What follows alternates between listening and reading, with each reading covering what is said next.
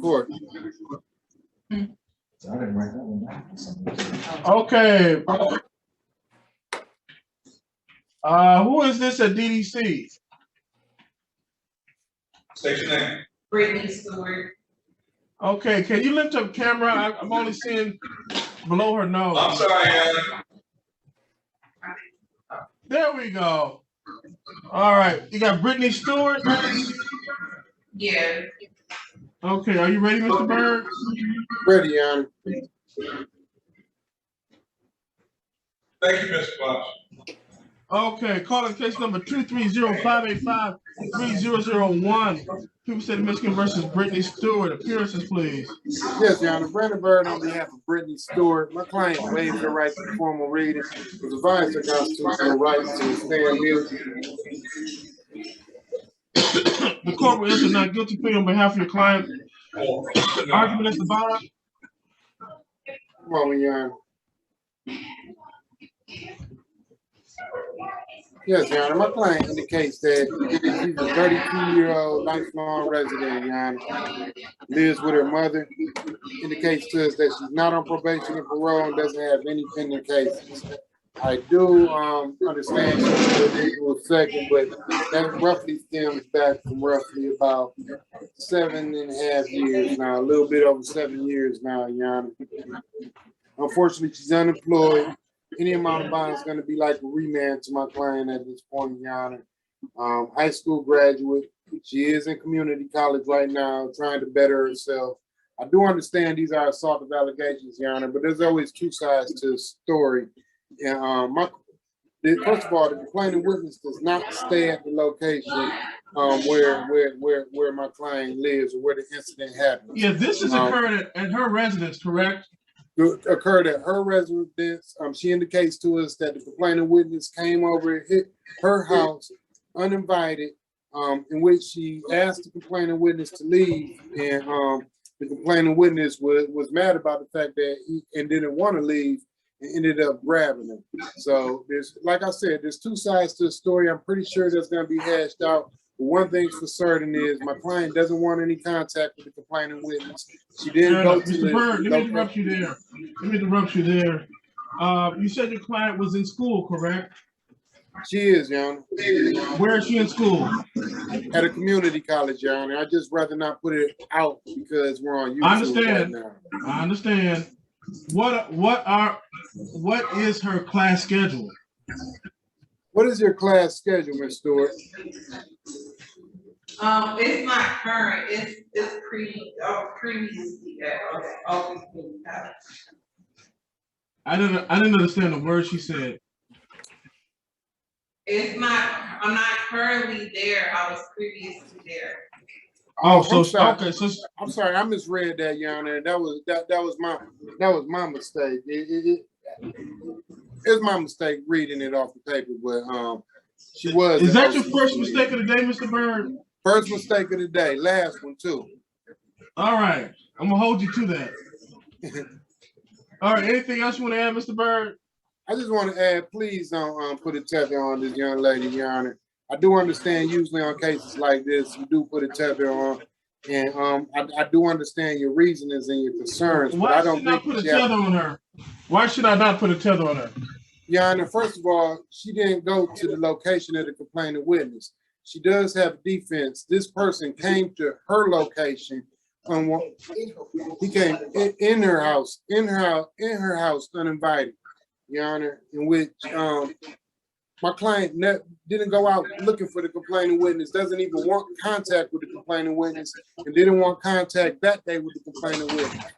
She's not a threat to the complaining witness, Your Honor, and she's not a flight risk. She understands that she has to show up at court and will be at court. So respectfully, we're just going to ask for a personal bond on this matter, Your Honor.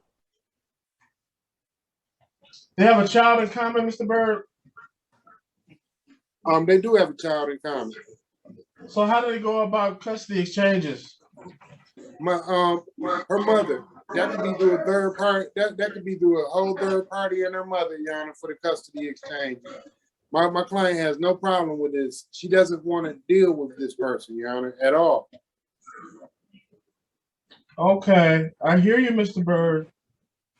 but I'm going to treat her just like I treat the remaining the male the male individuals similarly charged with these type of charges.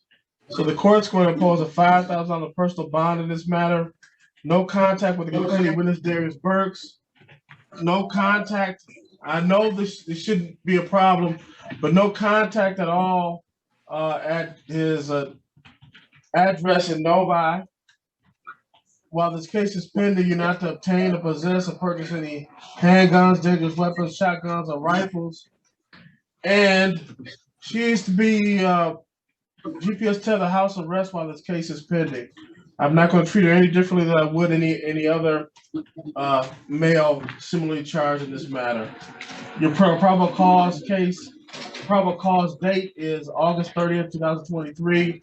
The preliminary examination date September 6, 2023 in front of Judge King. Any questions regarding bond conditions and/or court date?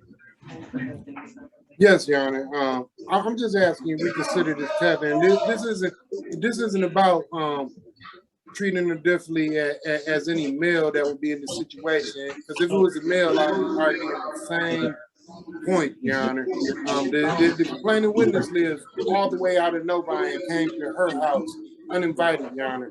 This isn't a case where my client went looking for trouble or looking for the complaining witness. Mr. Bird, I understand you, and you're repeating yourself. And I'm well aware that this allegation occurred at your client's house. I understand that. But with that said, I still want to maintain the integrity of this case, keep them separate.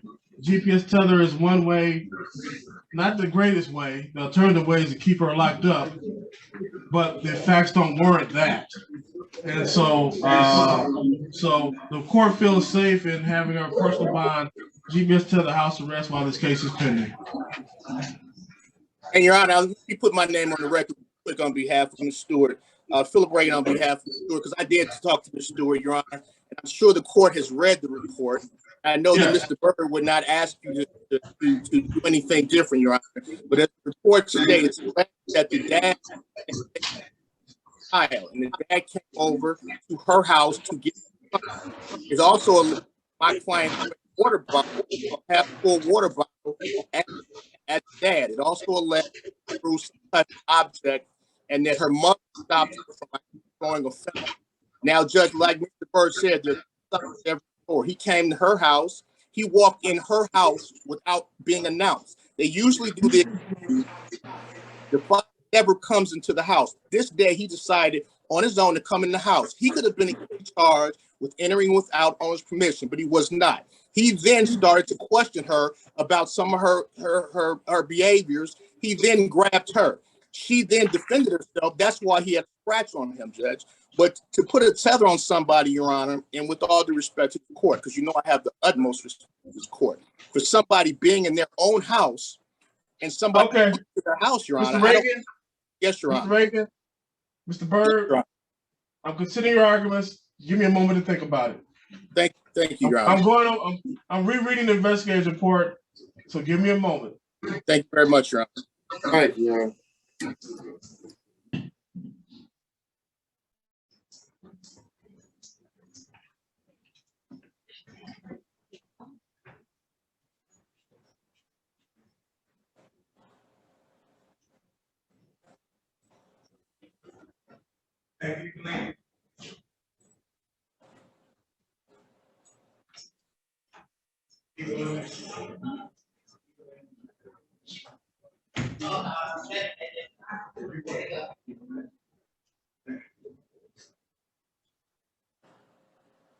So, Mr. Bird and Mr. Reagan.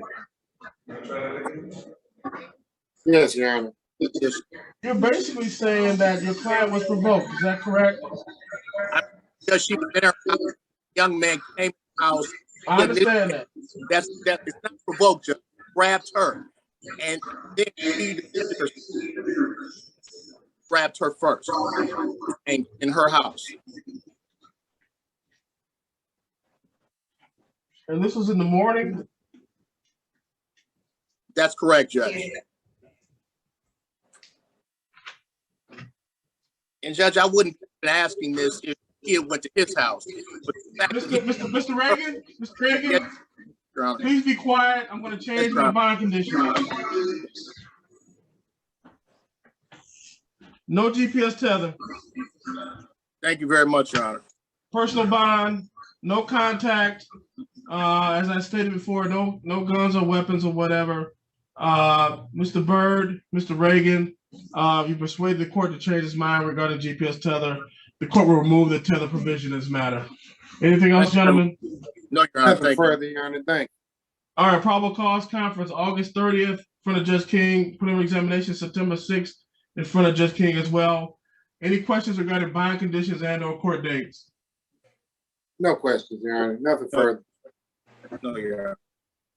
All right, Ms. Stewart, I was inclined for GPS tether, but these two gentlemen who I have a great deal of respect for gave me a moment of pause. I reread the investigator's report with an open mind and reconsidered my decision. Your attorneys were correct. On second look at this, they were correct. And so the court's removing the GPS tether.